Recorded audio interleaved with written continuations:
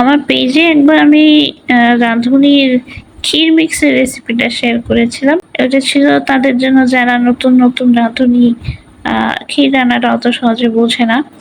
আজকে আপনাদের সাথে শেয়ার করব বাসায় আতপ চাল দিয়ে কি ক্ষীর রান্নার একটা রেসিপি। প্রথমেই যেটা করবো যে এখানে আতপ চালটা কিছু সময়ের জন্য এটাকে ভিজিয়ে রাখতে হবে। এটা যতক্ষণ ভিজে থাকে ততক্ষণ আপনাদেরকে দেখিয়ে দেব সুইট বল মানে ছোট ছোট মিষ্টি কি করে বানাতে হবে।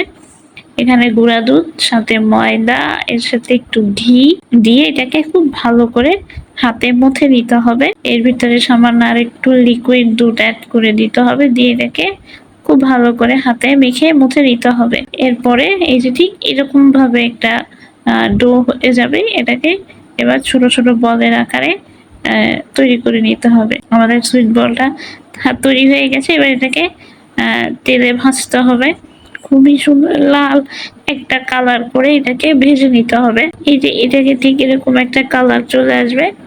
আমাদের সুইট বলটাও ভাজা হয়ে গেছে। এবার এটাকে আলাদা করে উঠিয়ে নিয়ে এরপর হচ্ছে শিরা তৈরি করতে হবে। শিরা তৈরির প্রসেসটা খুবই সহজ। এইভাবে এখানে পানির ভিতরে পরিমাণ মতো চিনি, 2টা এলাচ একসঙ্গে দিয়ে এটাকে খুব ভালো করে ফুটিয়ে নিয়ে শিরাটা তৈরি করে ফেলতে হবে। শিরা তৈরি হয়ে গেলে সুইট বলগুলো এখানে শিরার ভিতরে দিয়ে এটাকে কিছু সময় জাল দিতে হবে যেন মিষ্টিগুলার ভিতরে চিনি শিরাটা ঢুকে। এই যে এখানে আমাদের সুইট বলগুলো রেডি। এবার যেটা করতে হবে যে আতপ চালটা দেখিয়েছিলাম ভিজে রাখা হয়েছিল, এটাকে একটু ব্লেন্ডারে এইভাবে একটু ক্র্যাশ করে নিতে হবে।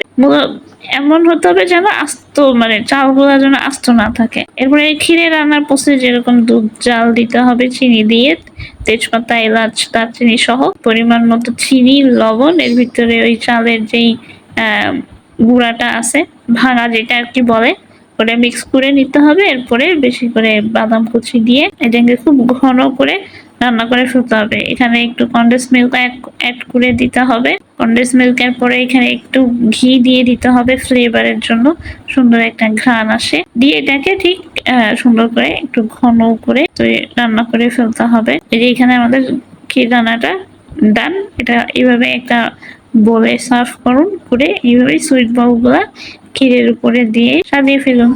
ব্যাস, এটা হচ্ছে মানে আমরা বাসায় যা ক্ষীর রান্না করি ঠিক ওই প্রসেসে, একটু সময় সাপেক্ষে বাট এটাও খেতে অতুলনীয়। আশা করি আমার ভিডিওটা সবার ভালো লেগেছে। ভালো লেগে থাকলে লাইক কমেন্ট শেয়ার করে সাথেই থাকবেন। ধন্যবাদ।